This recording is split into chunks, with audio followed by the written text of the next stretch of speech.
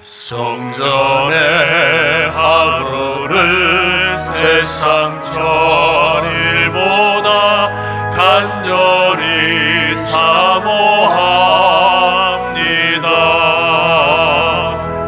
내 생전 여호와 집에 거하며 주님만 찬양하리라.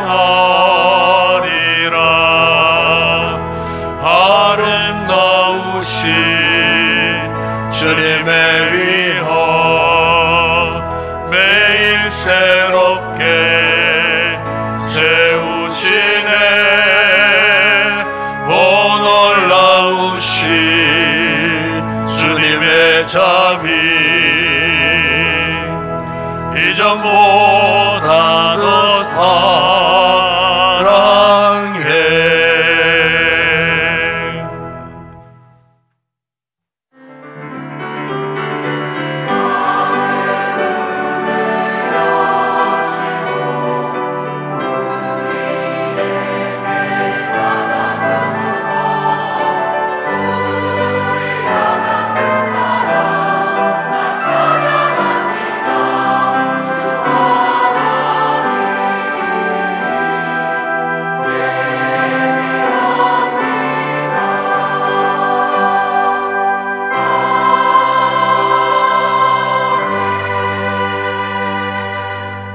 주께서 택하시고 가까이 오게 하사 주의 뜰에 살게 하신 사람은 복이 있나이다. 우리가 주의 집 곧 주의 성전의 아름다움으로 만족하리이다. 우리 아버지 하나님 참으로 감사합니다. 우리를 택하여 불러주시고 하나님의 거룩한 뜰 앞에 주의 성전에 오늘 우리 함께 모여 거룩하신 하나님 아버지를 찬양하며 경배할 수 있는 놀라운 예배자로 세워주심을 감사를 드립니다. 우리가 전심을 드리는 예배 오직 하나님 홀로 큰 영광 받으시고 우리에게 한없는 은혜와 복으로 역사하여 주시옵소서. 모든 영광을 주님께 올려드립니다. 우리 주 예수 그리스도의 이름으로 기원드리옵나이다. 아멘.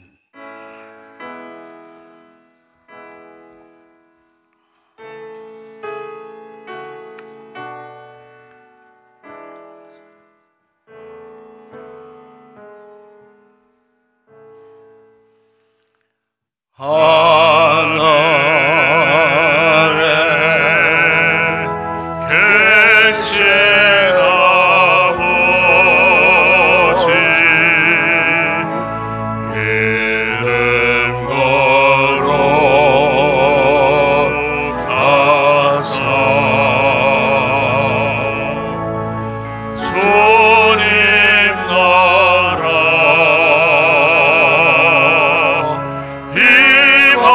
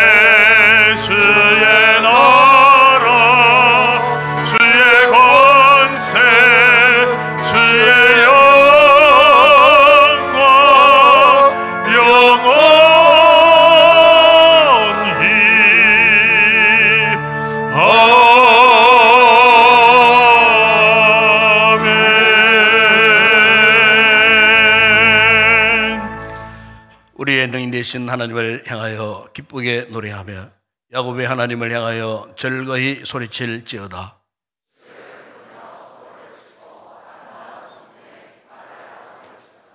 좌로와 보름과 우리의 명절의 나팔을 불지어다. 하나님이 애굽 땅을 치러 나가시던 때에 요셉의 족속 중에 이를 증거로 세우셨도다. 이르시되 내가 그의 어깨에서 짐을 벗기고 내가 고난 중에 부르짖음에 내가 너를 건졌고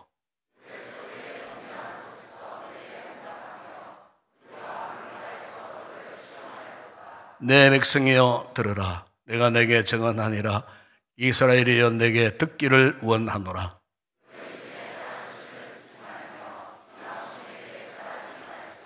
나는 너를 애굽 땅에서 인도하여 낸 여호와 내 하나님이니 내 입을 크게 열라 내가 채우리라 하였으나 백성이 내 소리를 듣지 아니하며 이스라엘이 나를 원하지 아니하였도다. 아멘. 전능하사 천지를 만드신 하나님 아버지를 내가 믿사오며 그 위아들 우리 주 예수 그리스도를 믿사오니 이는 성령으로 잉타사 동료 마리아에게 나시고 본디오 빌라도에게 고난을 받으사 십자가에 못 박혀 죽으시고 장사한 지 사흘 만에 죽은 자 가운데서 다시 살아나시며 하늘에 오르사 전능하신 하나님 우편에 앉아 계시다가 저리로서 산 자와 죽은 자를 심판하러 오시리라. 성령을 믿사오며 거룩한 공회와 성도와 서로 교통하는 것과 죄를 사하여 주시는 것과 몸이 다시 사는 것과 영원히 사는 것을 믿사옵나이다. 아멘.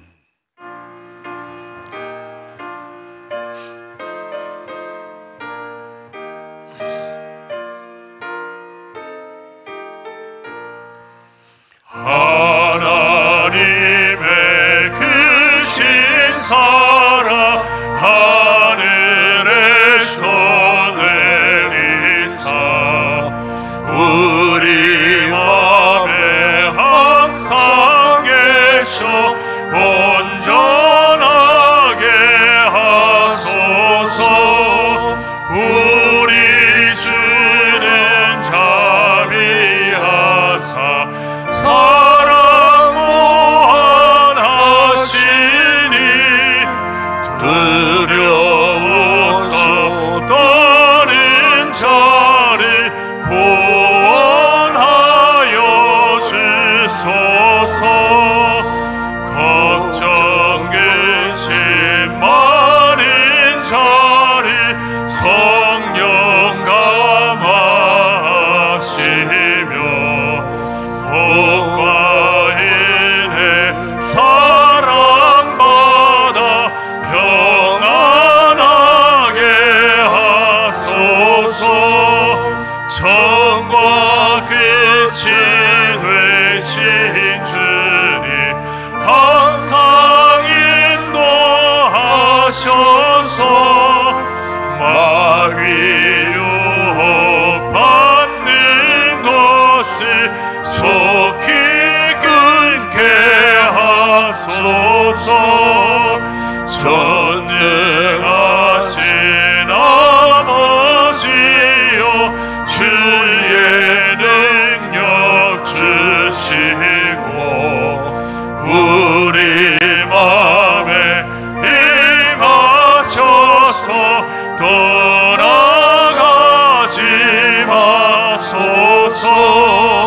주께 영광 항상 돌려 천사처럼 섬기며 주의 사랑 영영토록 찬송하게 하소서.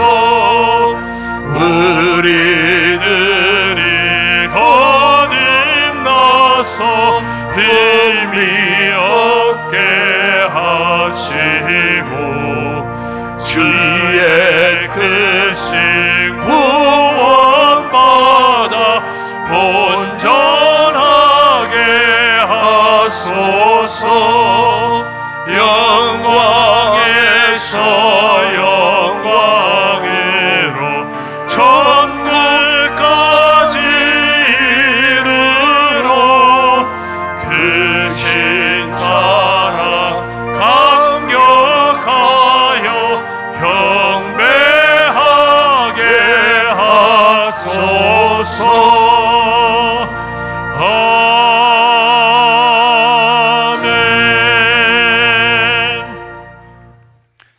좋으신 하나님 아버지, 온 땅과 만물들이 주를 즐거워하고 기뻐하는 주일에 주 앞에 나와 즐거이 예배드리게 하시니 감사합니다. 흑암에 사로잡혀 있던 우리 영혼의 구원의 등불을 밝혀주셔서 하나님을 예배할 수 있게 함에 감사합니다. 그러나 우리의 부족함을 고백합니다.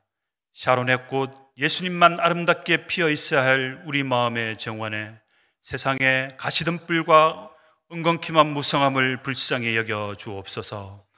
우리 마음의 주인은 오직 예수님 한 분뿐임에도 또다시 우리가 주인 행세를 하며 마음대로 살았음을 용서하여 주옵소서.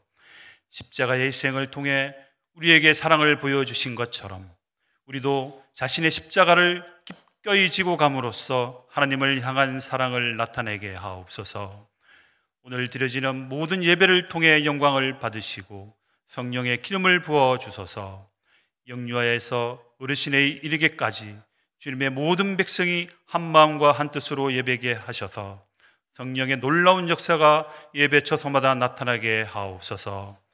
계속해서 이어지는 특별 새벽 기도를 통해 하나님을 더 깊이 만나게 하시고 새벽마다 울부짖으며 기도하는 목소리가 커지게 하옵소서. 우리나라를 긍휼히 여기사 우리의 기도가 끊임없이 하나님 전에 올라가게 하시고 포괄적 차별금지법을 막아내 건강한 가정, 거룩한 우리나라를 다음 세대에게 물려줄 수 있게 하옵소서. 수요일부터 있을 부흥성회를 통해 말씀의 빛으로 확실한 깨달음이 있게 하옵시고 오실 강사 목사님에게도 능력의 능력을 다하여 주옵소서.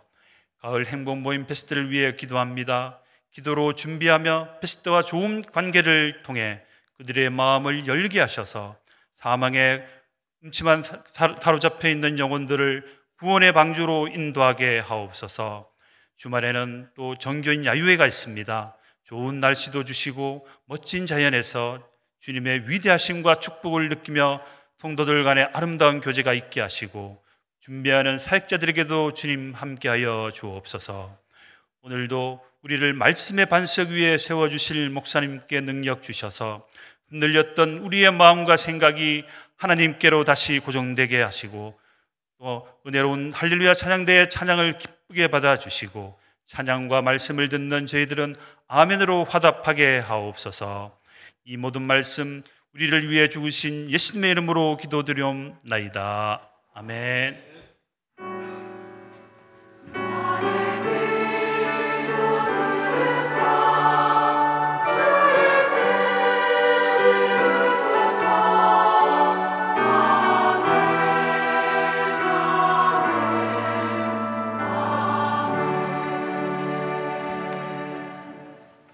오늘도 우리 교회 이부 예배 처음 찾아주신 우리 새가족 여러분들 진심으로 환영을 드립니다. 예배 위치를 만나주시고 또 축복기도 받으시고 또 여러분을 위해서 귀한 점심을 또 준비했습니다. 맛있게 식사하시고 좋은 교제 시간 갖고 들어가 주시면 고맙겠습니다. 오늘 정기당에는 오예배 후에 문상예배 관계로 1시에 모이도록 하겠습니다. 오늘 오예배는 구원사 찬양대가 담당합니다. 연습이 있습니다. 이번 주간 계속해서 둘째 주간 특별 새벽기도 주간입니다. 지난 주간도 많이 나오셨는데 이번 주간도 특별히 또 많이 나오셔서 우리가 새벽에도 오신 하나님의 은혜를 경험하는 특세 기간이 되었으면 좋겠습니다. 기도, 찬양 담당 기간 잘 기억하시고 잘 준비해 주시고 특별히 이번 주 수목금 3일 동안 축의 부흥성회가 또 아울러 이어지겠습니다. 강하산 목사님께서 기도 많이 해주시고 무엇보다 우리가 이런 영적 축제의 잔치가 1년에 꼭 한 차례 있습니다. 한 차례 있는데 우리 성도들이 꼭 기억하시고 어쨌든 말씀의 은혜를 사모하시고 많은 성도들 참여해서 이번 성회에도 말씀의 큰 은혜를 입는 성회가 되었으면 좋겠습니다. 성회는 첫날 저녁 집회 그리고 다음 날 이틀 동안 새벽 정기집회 주보를 잘 참고하시기 바랍니다. 기도하실 장로님들, 기도 순서 담당하실 장로님들 기억하셨다가 기도를 잘 준비해 주시기 바랍니다. 그리고 아울러서 26일 날 전교인 야유회가 있겠습니다. 이번에는 그 창에 있는 창포원으로 가게 되겠습니다. 좋은 또 경관도 있고 또 길이 일단 좋습니다. 어른들이 다니시기에 참 좋은 그런 길. 교회에서 간식과 모든 식사를 준비를 하겠습니다. 혹 가실 분들은 아직 신청하지 못하신 분들은 오늘 중으로 다 그렇게 신청해 주시고, 특히 65세 이상 된 어른들께서는 신분증을 꼭 지참하십시오. 혹시 그게 또 할인 혜택이 있는 뭐 이런 것도 있는 것 같은데 어쨌든 신분증을 꼭 지참해 주시기를 바라고, 출발은 장보고 식자재 앞에서 오전 7시 30분에 출발합니다. 시간을 꼭 엄수해 주시고, 한 분 때문에 또 다른 분들이 피해를 입지 않도록 시간을 가능하면 5분 전에 승차하시고, 차량은 4대가 준비되어 있습니다. 이미 신청한 대로 4대에 지금 배정을 다 해놓았습니다. 아마 차량마다 안내 도우미가 있을 터인데 오셔갖고 내가 어느 차에 타야 할지를 확인해보고 정해진 그 차에 타시면 되겠습니다. 그리고 오실 때 준비물 뭐 다른 거 없습니다. 편한 옷 입으시고 편안한 신발 신으시고, 그다음에 상비약 혹시 계속 드시는 약이 있으면 꼭 준비해 가시고, 이렇게 뭐 지팡이 좋습니다. 이렇게 스틱 준비하시면 걸어 다니시기에 도움이 될 것입니다. 어쨌든 필요한 그런 개인 물품들을 빠뜨리지 마시고 잘 준비해 주시고, 하나 더 아울러 위로 올라가서 강을 드리면은 부흥의 기간 동안에 부흥의 주차는 빌라 옆에 유료 주차장 사용할 수 있습니다. 단 거기 사용하신 분들은 우리 로비에 차량 번호를 이렇게 기록해 놓으시면은 또 교회가 알아서 처리하도록 그렇게 하겠습니다. 반드시 꼭 차량 이렇게 번호를 이렇게 알려주시면 좋겠고, 또 주차 관리할 때 도움 됩니다. 혹시 차가 밀렸으면 그 차 주인은 아니까, 그래서 주차 등록을 꼭 해 주시면 고맙겠습니다. 다음 주부터 이제 10월 27일 또 전도축제 4주간 들어가겠습니다. 가행모모에 또 초청 총동원 행보나임 축제도 11월 달에 있겠습니다. 주보를 잘 참고하시고요. 학습입교 세례자 교육 1차가 다음 주일 낮 예배 이후에 있겠습니다. 신청 많이 하시고 우리 아이들, 우리 자녀들 반드시 이번 기회에 학습, 입교, 세례 받도록 우리 부모님 자를 권면해 주시기를 바랍니다. 다음 주 새벽 기도기도는 주연석 집사님, 특성호 여성 13회 15세 가족이 담당합니다. 그리고 특별 광고란에 보시면은 다음 주에는 우리 전국 교회가 이렇게 서울 시청 앞 광장에 또 모입니다. 함께 200만 연합 예배를 드리고 또 함께 기도하는 그런 우리 한국 선교 이래로 가장 많은 성도들이 한자리에 모이는 그런 집회가 아닐까 싶습니다. 기도 많이 해주시고, 이미 한 40여 명 성도들이 신청을 하셨는데 더 이상 신청을 못 받습니다. 차량 자리가 없기 때문에 못 받고, 못 가시는 분들은 위에서 기도 많이 해주시고, 다음 주일 1, 2부 예배는 정상적으로 그 시간대에 예배를 드리겠습니다. 가시는 분들은 역시 장보고 식자재 앞에 8시 30분에 우리 교회 차량 45분 이상 관광버스가 있습니다. 그걸 타고 가시는데 시간을 꼭 지켜 주시기를 바라고, 개인 준비물은 가능하면은 흰색 상의 옷을 입고 오십시오. 뭐 흰색 남방이나 흰색 뭐 티 좋습니다. 흰색 계통의 상의를 입고 오십시오. 왜냐하면은 전국 교회가 통일하기로 했어요. 흰색, 저도 찾아보니 흰색 티가 하나 있더라고. 옛날에 뭐 체육대회 할 때 받아나는 거.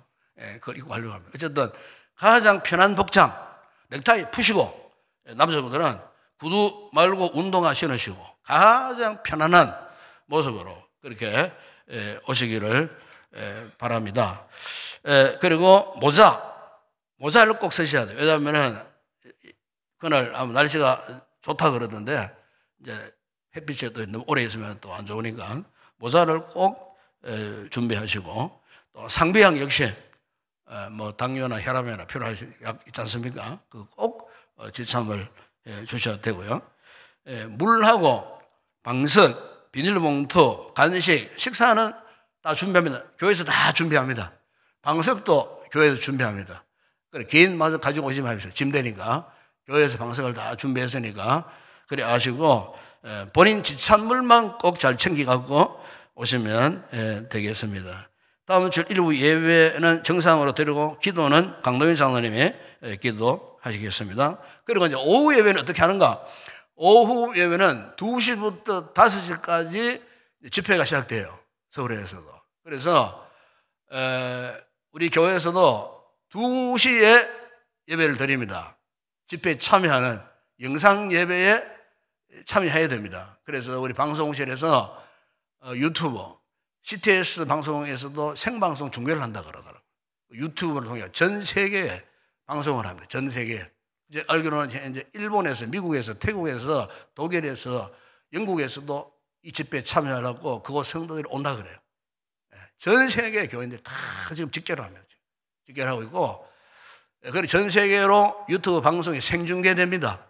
그래서 그날 우리 2시부터 우리 교회는 한 1시간 반 정도 5시까지만은 예배당에 머무는 시간대는 3시 반까지 이 자리에 다 올라오세요. 찬송하고 기도하고 그다음에 영상 예배에 우리가 참여합니다. 참여하고 3시 반 되면은 합심 기도하고 마무리 기도하고 돌아가셔가지고 댁에 가셔가지고 또 유튜브에 다 들어오셔야 됩니다. 유튜브에 다 들어오시면 현재 계획은 현장에 100만 명, 유튜브로 100만 명 이렇게 해서 200만 명 이렇게 이제 참여한 거로 그렇게 지금 집행위원회에서 지금 준비하고 기도를 하고 있다 그래요. 그렇기 때문에 어쨌든 뭐 출장 가시면 거기서 볼 수 있잖아요. 유튜브는요. 장안에서도 볼 수 있고. 그러니까 어쨌든 유튜브에 그 생중계 집회에 다 그렇게 참여하시면 되겠다. 그렇게 생각되어집니다. 반드시 그렇게 유념해 주시고 그렇게 지켜주시면 고맙겠습니다. 나머지 광고는 주부를 상세히 잘 그렇게 살펴주시고 교우 소식입니다.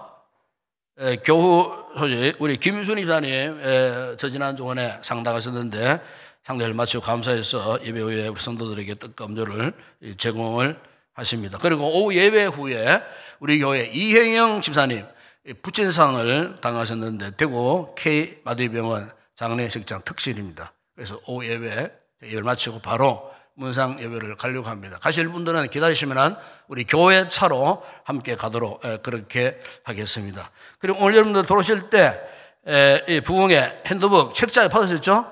이거 부흥회 당일날 갖고 오셔야 됩니다. 집에 두시면 안 됩니다. 꼭 가지고 오셔야 되고 그리고 마지막 날은 또 하나님 앞에 부흥회 절기 예물을 올려드리도록 그렇게 하겠습니다. 나머지 광고는 주보를 잘 참고하시기 바랍니다. 이 시간 주님 앞에 귀한 예물 올려드립니다.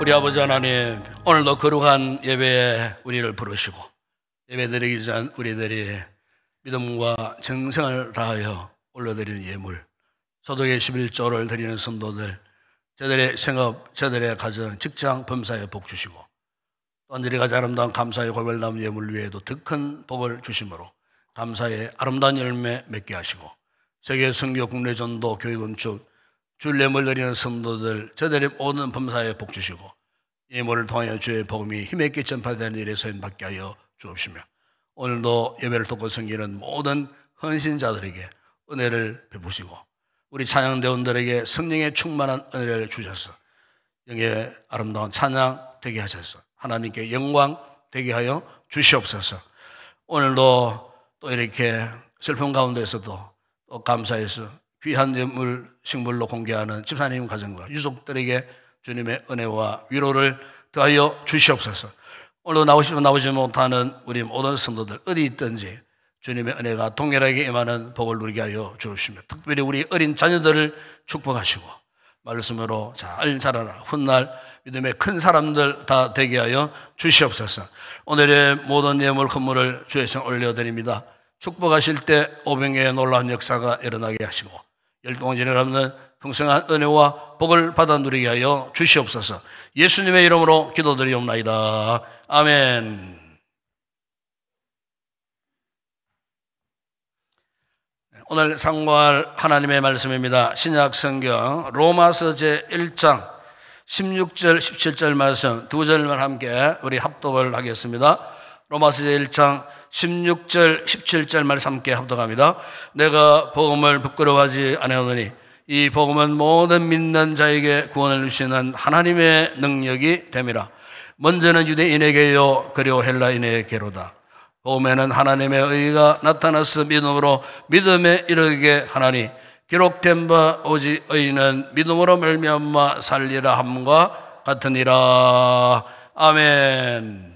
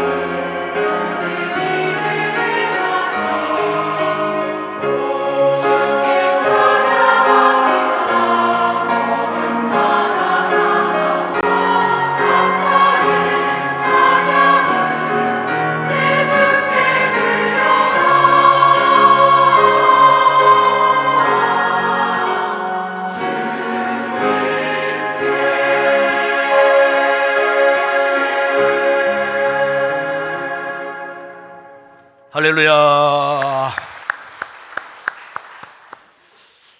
우리가 길을 걸어갈 때 특히 남들이 걷지 않는 길을 걸어갈 때 가장 어려운 것은 물어볼 사람이 없다는 겁니다.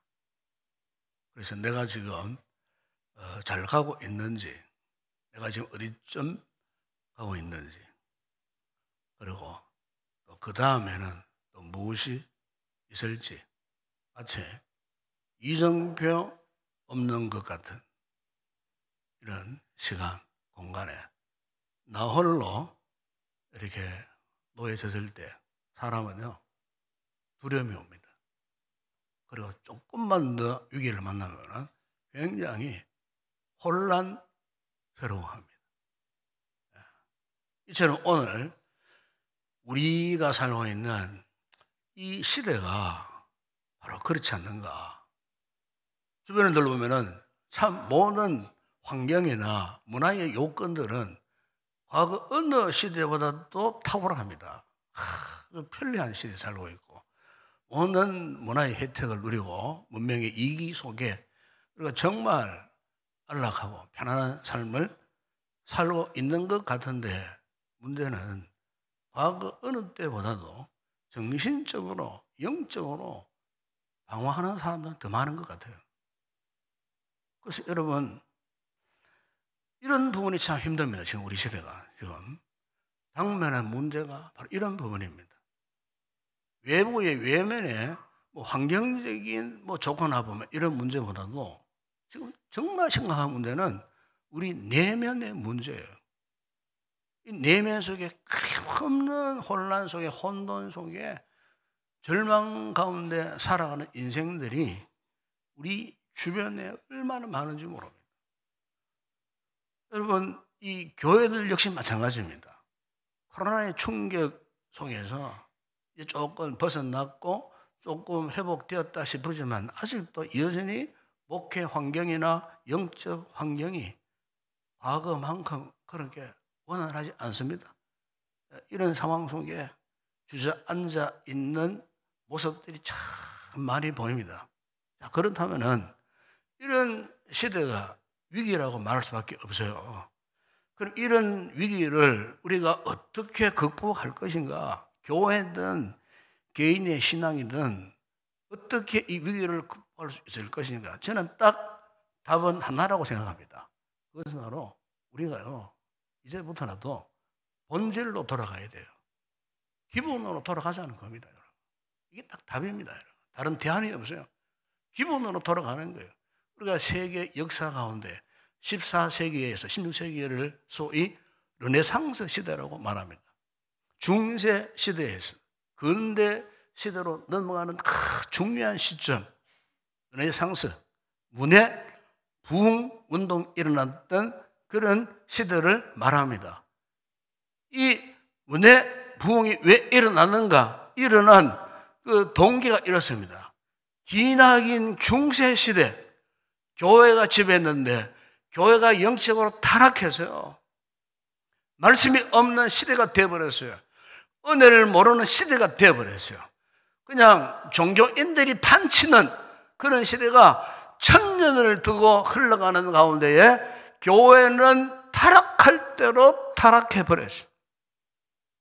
그래서 이제 사람들의 마음, 특히 인본주의자들은 이제 다시 그 옛날 중세 시대를 뛰어넘어서 그 옛날 화려했던 로마 문화, 그리스 로마 문화로 회귀하자 하는 이런 인본주의자들의 생각에서 발생한 것이 르네상스, 문해 부흥 운동이 일어났습니다.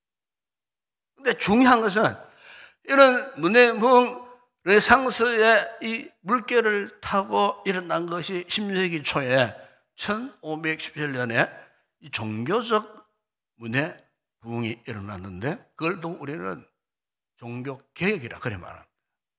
마틴 루터를 중심으로 해서 유명한 잉글리, 장로교 창시자인 존 칼빈 등등 수많은 종교 개혁자들이 인문주의자들은 중세를 뛰어넘어 다시 그리스 로마의 화려한 시대로 돌아가자고 외쳤지만 우리는 그게 아니고 중세 시대를 뛰어넘지만 우리는 어디를 향하여?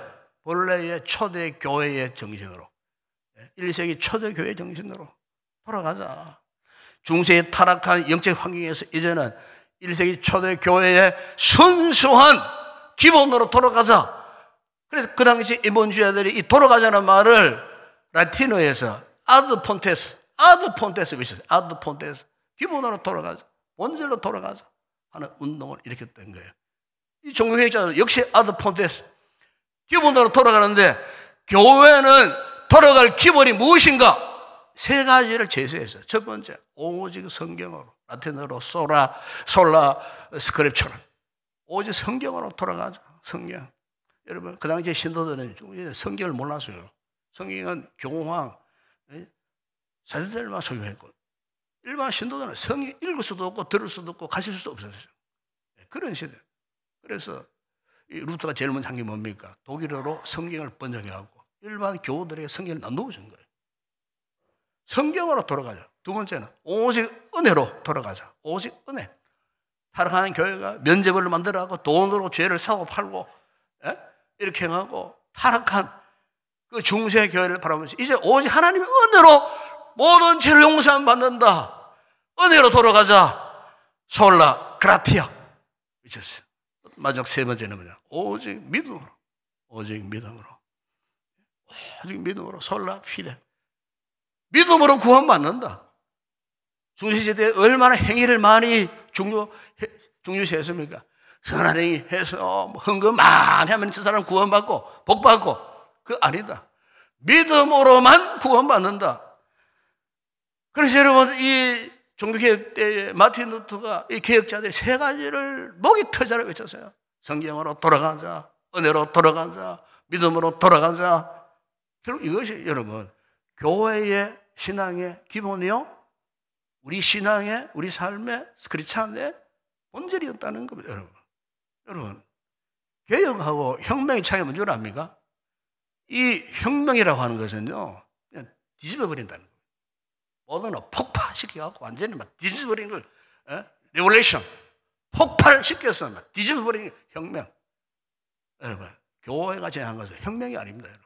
우리 개혁 뭡니까? 개혁이라는 것은 잘못된 것을 개선해서 고쳐서 다시 서자. 그래서 우리가 뭐 여러분 가게 가운데 리폼하는 가게 있잖아요. 리폼. 무슨 말인 줄 아십니까? 버리기 싫어. 아주 소중해. 그러나 고쳐서 쓸만한 모습으로 다시 만들어서 재활용, 리폼. 개혁이라는 말이 리포메이션 그런 뜻이에요. 그러니까 여러분, 본래의 모습으로 찾아서 회복하자. 그런 뜻이에요. 여러분, 세계적인 커피 브랜드 가운데 아시겠지만 스타벅스 잘 아시죠? 이 스타벅스를 보니까 작년 기준도로 보니까 전 세계 약 80개국에 남북을 제외하고는 모든 전 세계 지역에 이 스타벅스 라이센스 가맹점이 다 있더라고요. 전 세계 35,711개 매점이 있다 그래요. 그런데 이 스타벅스가 1982년도에 스타벅스의 CEO인 하워드 슐츠가요, 최초로 미국 시애틀 신항판에서 첫 번째 1호점을 개점했어요. 그러니까 82년 이후에 2023년 작년 기준으로 볼 때 무려 35,711개 매점이 확산되어 있었고, 우리나라에는 1998년도 최초로 한 점이 들어갔어요. 지금 보니까 우리나라에 전국에 1,804개 매점이 있고, 경북에 56개, 대구에 81개 매장이 있을 정도로, 여러분, 이 스타벅스가 전 세계 커피를 좋아하는 사람들의 최고의 브랜드가 사실 뭐 스타벅스를 해도 과언이 아닐 정도로 커피 하나 갖고 지금 전 세계인들의 마음을 사로잡고 있는 그런 상황이에요. 그런데 여러분, 이런 스타벅스도 2007년도에 큰 위기를 만났어요. 그 회사를 찍을 수밖에 없는 그런 엄청난 시련을 맞이했어요. 그래서 주가가요, 무려 41% 추락해버렸어요. 그때 망한다 그랬어요. 스타벅스는 끝났다 그랬어요. 이때에 CEO인 하워드 슐츠가 혁신 프로젝트를 가동을 했습니다. 그 혁신 프로젝트 기본이 바로 이거였습니다. 본질로 돌아가죠. 첫 번째가 뭐냐면 슐츠가 자신의 실책, 자기 잘못을 인정을 했어요. 그러니까 자기의 잘못을 인정할 용기의 리더십을 발휘를 한 겁니다. 두 번째는, 자, 이제 기본으로 돌아가자. 뭐니 해도 커피는 맛이다. 그 기본이 뭐냐? 커피의 맛을 제대로 내자. 아주 강력한 메시지를 던졌어요. 그리고 세 번째는 뭐냐? 자, 그렇다면은 기본을 기본답게 하려고 하면은 구체적인 자구책이 있어야 되지 않겠는가 해서 기본을 위한 훈련 프로그램, 교육 프로그램을 적용을 했습니다. 그리고 리더십 컨퍼런스를 했습니다. 그래서 2008년도에 2월 26일 날 미국 전역에 있는 7,100개, 그 당시 7,100개의 그 모든 스타벅스 그 매점의 문을 3시간 동안 닫자. 그리고 각 매장에 있는 바리스타들은 다 모여라. 그래가지고요, 슐츠가요, 그 바리스타들을 수천 명, 7층에 있는 바리스타들을 다 모아가지고 커피의 맛을 제대로 내는 방법, 커피의 맛을 만드는 훈련, 항상 기본 훈련, 기본 교육을 시켜야 해요. 그런데 3시간 문을 닫았는데 약 한 70억 이상 손해봤대요. 물 3시간 동안 커피를 못 팔았으니까. 그런데 70억 손해봤지만은 슐츠가 더 많은 이 교육에 투자를 해가지고 바리스타들의 마음을 변화시켜버린 거예요. 바로 이거다. 여러분, 스타벅스가요, 이런 세 가지 혁신을 통해서 오늘날 전 세계적인 커피 프랜차이즈 기업이 된 겁니다. 오늘 우리가 사는 이 시대가 아무리 어려워도, 그러나 어려우면 어려울수록 본질로 돌아가야 합니다. 본질로. 이 신앙생활하는 우리들, 교회들, 본질로 돌아가면 돼요. 우리 개인의 신앙, 본질로 돌아가야 됩니다, 여러분. 그 본질이 뭡니까, 그럼? 교회의 본질이 뭡니까? 우리 신앙의 본질이 무엇일까요? 바로 복음입니다, 복음. 스타벅스가 커피의 맛을 본질이라고 했다면은 교회는요, 복음이 본질이에요. 예수 그리스도는 복음의 본질이자 핵심 아닙니까, 여러분? 여러분, 사람에게 진정으로 필요한 건 뭘까요? 돈일까요? 권력일까요? 세상 야망일까요? 여러분, 우리 인간에게 궁극적으로 근본적으로 필요한 것은 구원이에요. 죽고 사는 문제, 살아야 되지 않겠어요? 이 하나님의 뜻이었어요. 여러분, 우리 주변을 한번 둘러보십시오. 왜 저토록 수많은 인생들이 알코올에 중독되고 마약에 중독되고, 짐승들도 그러지도 않았는데 사람끼리, 남자끼리, 여자끼리 온갖 더러운 짓을 하고 온갖 잡다한 중독에 점점 건강한 삶을 살아가는 이유가 뭘까요? 그 원인이 뭘까요? 그 답은 간단합니다, 여러분. 본질인, 인생의 본질인 복음을 놓쳐버린 거예요. 복음을 모르는 거예요. 하나님이 이 세상 이처럼 사랑하사 그 독생자 예수 그리스도를 이 땅에 보내주셨는데, 이 구원의 본질, 이것이 인생의 본질인데 세상에 그래 같은, 찌꺼기 같은 그런 사상에, 이상한 의식에 사로잡혀서 날이면 날마다 득한 죄를 짓고요, 하나님과 멀어지고요, 그것도 모자라고 교회를 대적하고 하나님을 대적하고 모독하고 망령되게 일컫고, 이 세상이 지금 마지막 가는 종점이 아닌가 싶어요. 자, 이럴 때일수록 여러분, 우리가 이걸 방치했다가 죄의 심판은 사망인데 마지막 형극에 처해지는 거성을 가지고 우리가 본체 만체 방관해서 되겠냐 그 말이야. 아니, 우리 자신을 돌아볼 때 내가 이런 상태로 이런 의식을 갖고 이 신앙생활, 믿음생활, 교회생활 해서 되겠느냐? 여러분, 사도 바울은 분명히 선포합니다, 여러분. 로마 6장 1, 3절에 죄의 삭은 사망이요, 죄의 삭은 사망이라는 거예요. 이 죄 문제가 원인이라면은 우리가 이 죄 문제를 속히 해결해야 되지 않겠습니까, 여러분? 그럼 어떻게 이 죄 문제를 해결할 수 있겠습니까, 여러분? 단 하나의 방법밖에 없어요. 바울이 그걸 이야기하는 거예요. 여러분 보면 16절에 보세요. 내가 복음을 부끄러워하지 않아도니 이 복음은 모든 믿는 자에게 구원을 주시는 하나님의 능력이라 그랬어요. 여러분, 아주 놀라운 고백을 지금 바울이 하고 있는 겁니다. 한마디로 나는 이제 복음을 부끄러워하지 않습니다. 무슨 말입니까? 거꾸로 말하면은 바울은 과거에 일전에 복음을 부끄러워했던 적이 있었다는 겁니다. 그때 언제입니까? 예수님 사람 교회를 잔해하고 핍박하고요, 스데반 집사를 돌로 쳐 죽일 때에 그 현장 행동 대장으로 지켜보고 있었어요.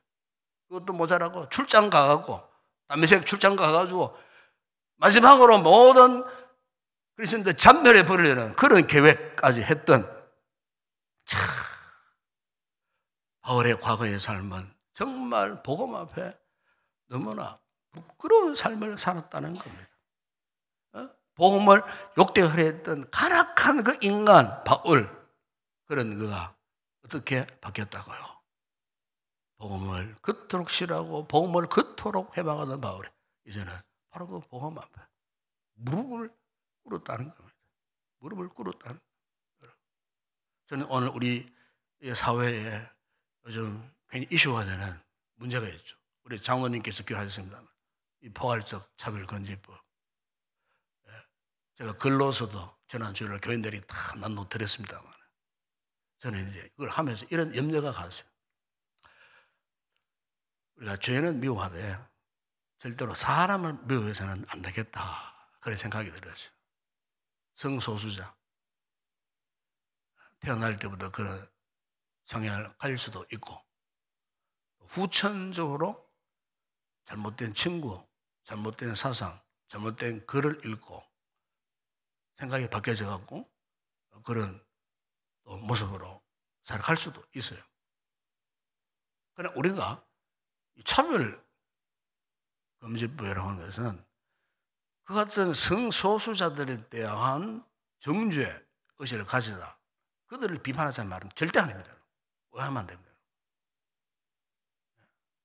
기독교가 주장하는 것은 그거 아닙니다, 여러분. 그걸 뭘 의도하느냐?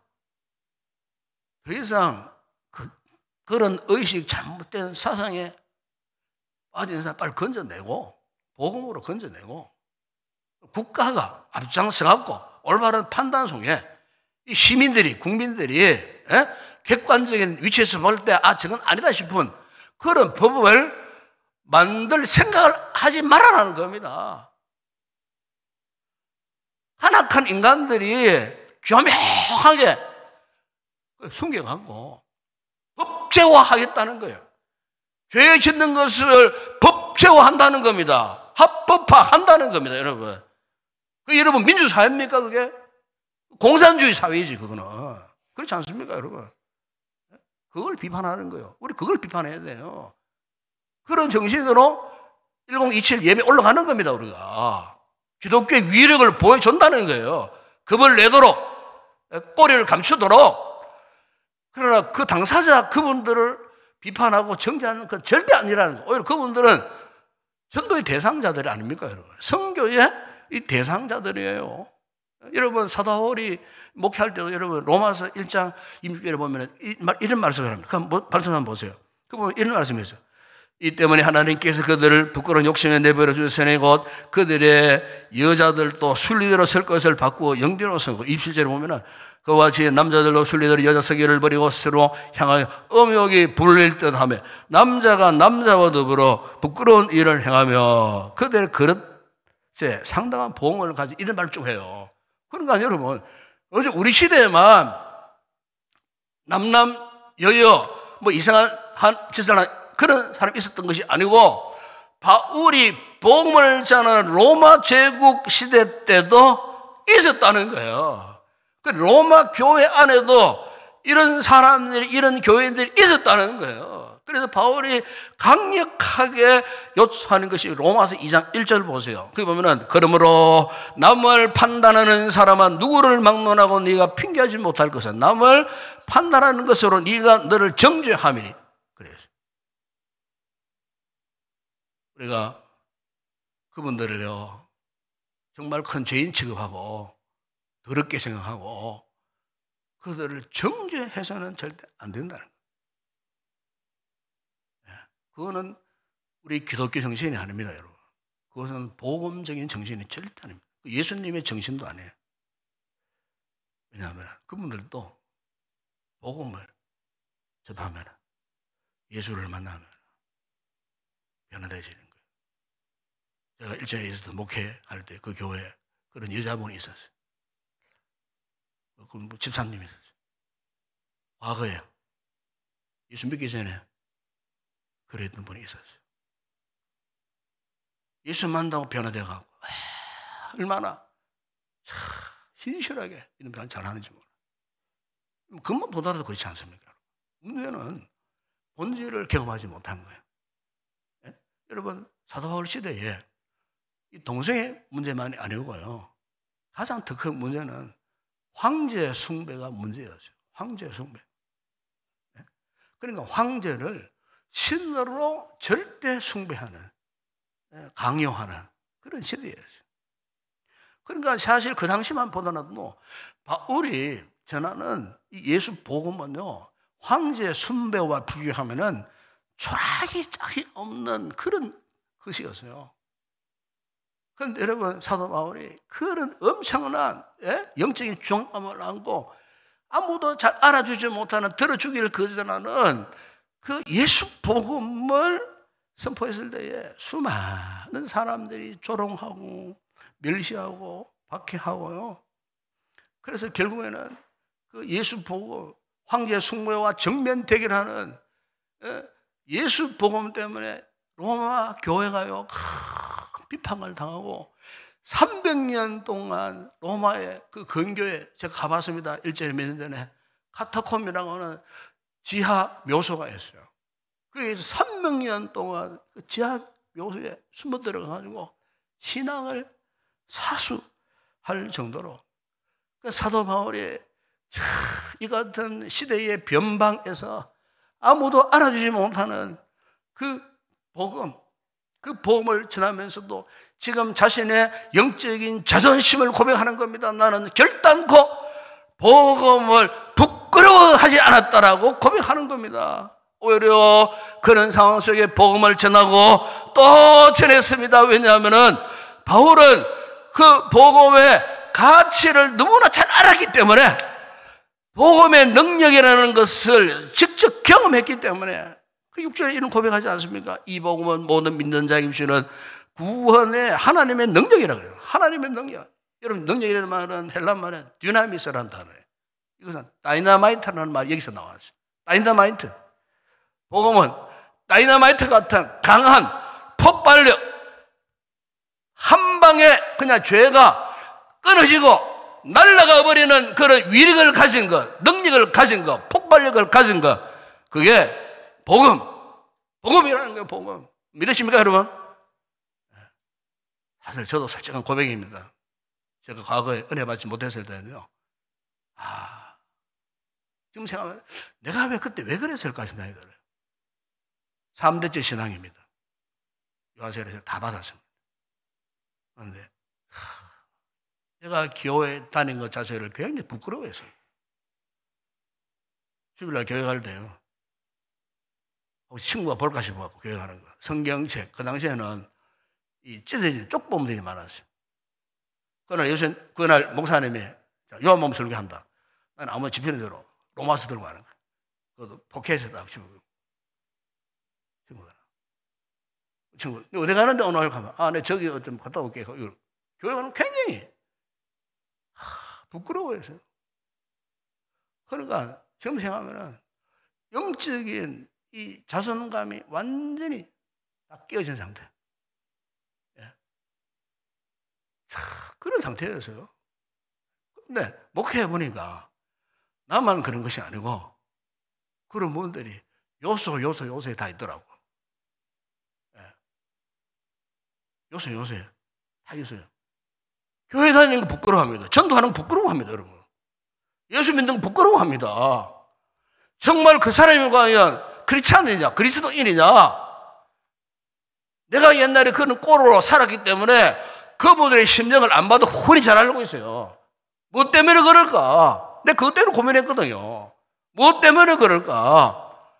본질을 놓치고 살았다는 거예요, 본질을. 돈 버는 거, 세상 권세, 인기, 이것만 추구했지, 따라갔지.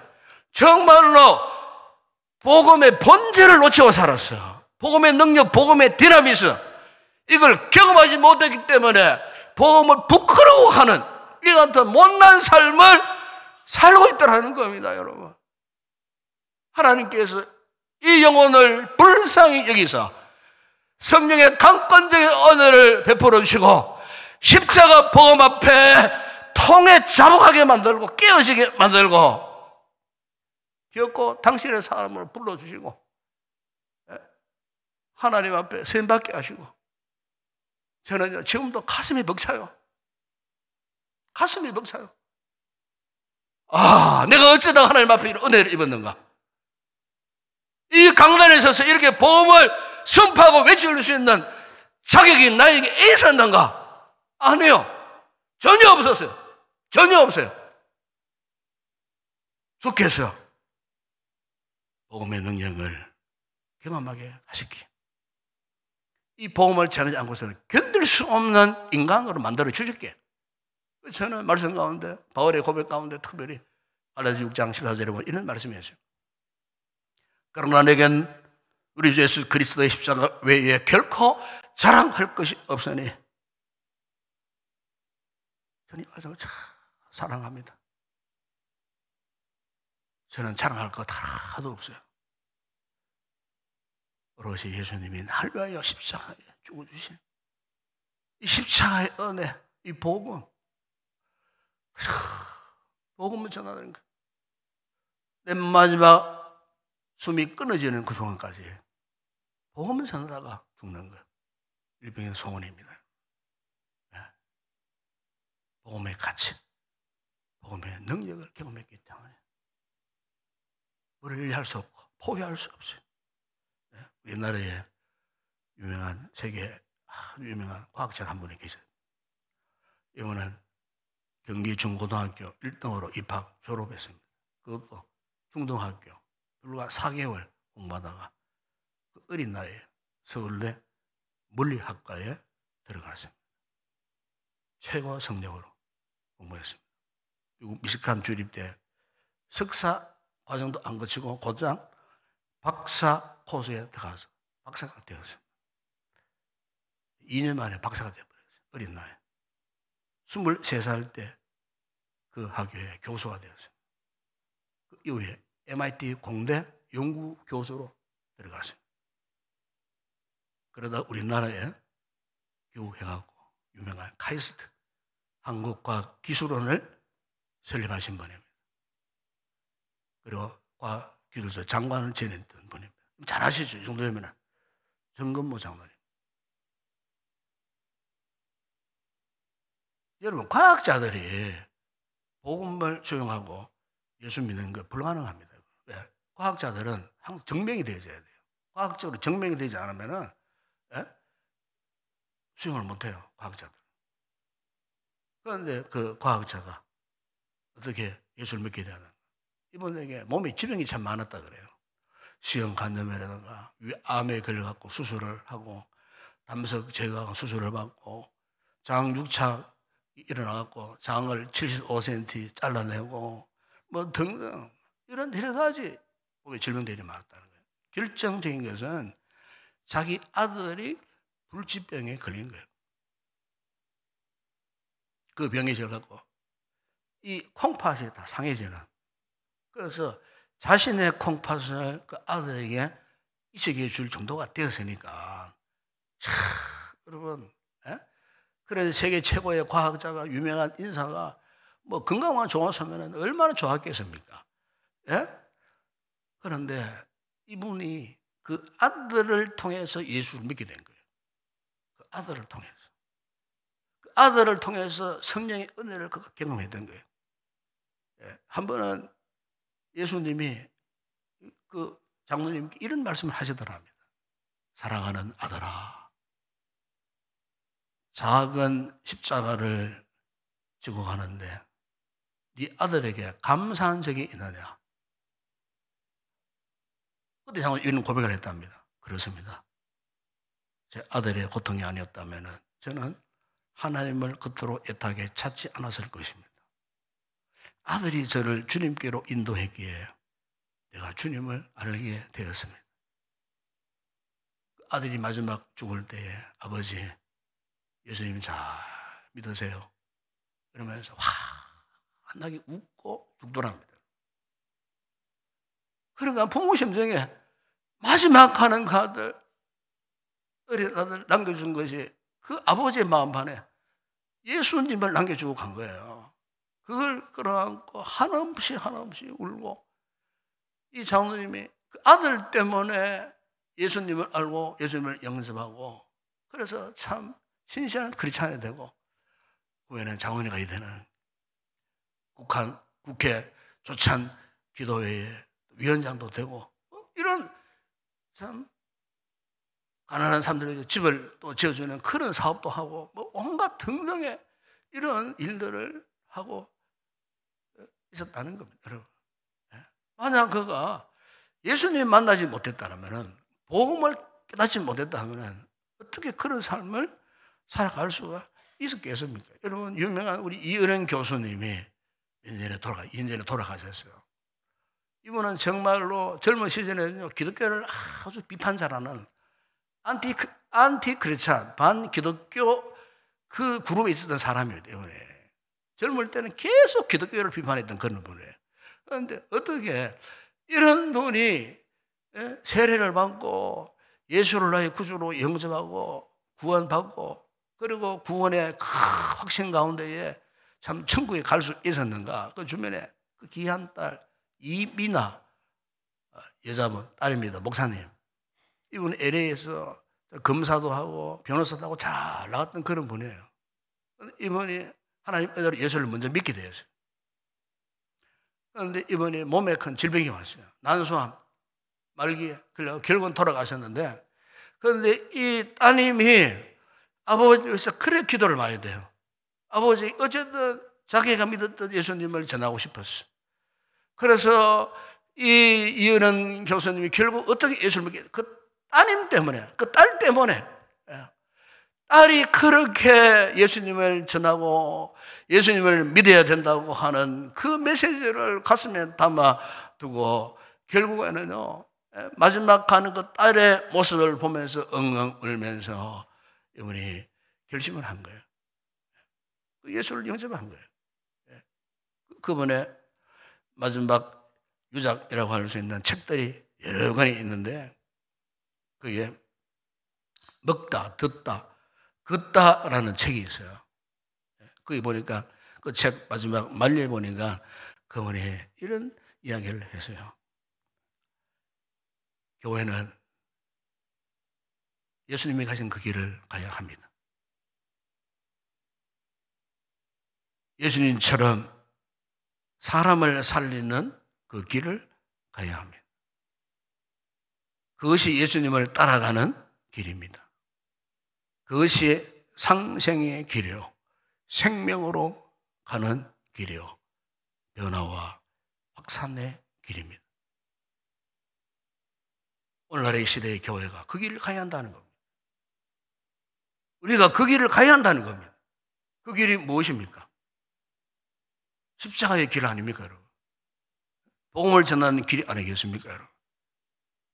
다른 여러분, 오늘 우리가 이 어려운 이 시대에, 힘든 시대에 우리가 힘들다, 어렵다, 고통스럽다 탄식만 할 것이 아니고, 여러분, 우리가 이 위기의 시대를 이겨내는 방법을 알아야 되지 않겠습니까? 그 방법은 딱 한 가지입니다. 오늘 우리가요, 복음의 눈을 떠야 할 줄을 믿습니다. 복음의 진정한 가치에 우리의 눈이 열려야 할 줄을 믿습니다. 복음의 능력을 알아야 할 줄을 믿습니다. 이걸 경험하는 겁니다, 여러분. 이게 본질입니다. 신앙의 본질입니다. 어렵게 하는 이 위기의 시대를 극복하기 위해서 유일한 대안은 오직 예수님, 오직 복음. 이 시간 한번 기도하십시다. 우리 교회가, 여러분 개인 신앙이, 여러분 우리가 제대로 향상해야 되지 않겠습니까? 그래서 본질로 돌아가야 돼요. 본질. 간단합니다. 답은 간단합니다. 너무나 쉽습니다. 본질로 돌아가야 됩니다. 복음만이 우리가 살 길입니다, 여러분. 복음만이 이 땅을 거룩하게 할 뿐입니다. 복음만이 우리의 삶의 유일한 대안입니다. 이 복음의 능력이 세상을 변화시키고 우리가 이 복음 안에서 변화되어지고 성숙해지고 복음 안에서 행복한 삶을 누릴 수가 있는 겁니다. 우리가 이런 믿음의 삶, 이런 믿음의 사람, 이런 우리 교회, 이런 우리 대한민국, 우리 한국 교회 되게 해달라고 한번 통성을 한번 기도하십시다. 우리 아버지 하나님 감사합니다. 아버지, 이 어려운 시대에 아버지 하나님, 참으로 우리는 힘들고 어렵고 탄식할 때가 얼마나 많이 있었는지 모릅니다. 이 위기의 시대를 극복할 수 있는 유일한 대안은 오직 예수님 한 분뿐인 줄을 믿습니다. 복음의 능력을 경험하고 깨닫는 이 일뿐인 줄 믿습니다. 아버지 하나님, 복음만이 우리를 살리고 복음만이 우리의 삶을 거룩하게 하고 복음만이 이 땅, 이 나라, 이 민족을 살리는 유일한 대안임을 저희들 믿습니다. 복음을 알고 복음을 깨닫고 복음을 전할 때에 이 땅에 그리스도의 계절이 임하는 놀라운 역사가 일어날 줄을 믿습니다. 주여, 오늘 나를 통하여 우리를 통하여 아버지 같은 복음의 도구가 되게 하시고 우리 교회가 이 복음의 강력한 참으로 다이너마이트 이상의 폭발력을 가진 복음의 절대 능력을 나타낼 수 있는 우리 교회 되게 하시고 우리 모든 한국 교회들이 되게 하여 주시옵소서. 예수님의 이름으로 기도드리옵나이다. 아멘.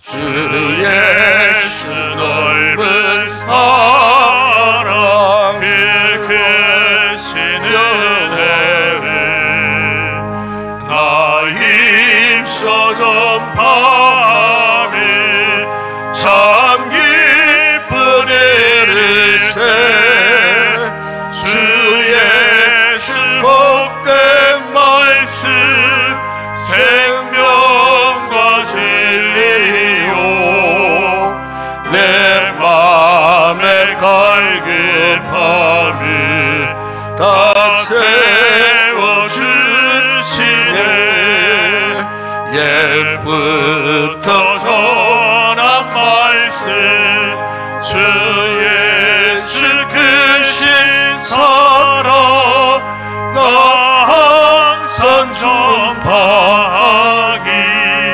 참 기뻐하도다 이 말씀 전할 때에 내 마음이 기쁘고 그 말씀 전할수록 새의 기쁨 넘치네 구원의 복된 말씀 못 들은 사람이 세상의 마음으로 힘써서 전하세 옛부터 전한 말씀 주 예수 크신 사랑 나 항상 전파하기 참 기뻐하도다 이 말씀 들은 사람 또 듣기 원하고 목말라 사모하니 그 말씀 지으라 그 나라 영광 중에 나 부를 새 노래 예부터 좋아하던 이 말씀뿐이래 옛부터 전한 말씀 주 예수 크신 사랑 나 항상 전파하기 참 기뻐하노라.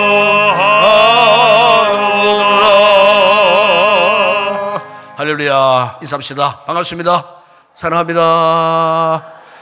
예, 축복합니다. 여러분 고민이 많습니까? 예? 자꾸 마음에 뭐 갈등이 일어나고 쓸데없는 염려, 걱정이 일어나고 그렇습니까? 머리가 복잡해집니까? 예, 답은 간단합니다. 본질로 돌아갑시다. 본질로. 예수님 복음 본질로 돌아갑니다. 예수님 만나고 그분과 소통하고 기도하면 해결되게 되어 있습니다. 우리 개인신앙뿐만 아니고 여러분 이 시대의 문제도 마찬가지입니다. 오늘 말씀 잘 이렇게 나오셨다가 어쨌든 우리가 복음의 본질로 돌아가면 만사가 해결된다는 사실 믿으시고 한 주간도 특세 열심히 참여하시고 부모에 다 참여하시고 또 기도해서 우리가 정말 이 시대에 하나님 앞에 크게 영광스러운 믿음의 삶을 살아가는 그런 귀한 성도들이 되었으면 좋겠습니다. 우리 마지막 찬양 주께 올려드립니다.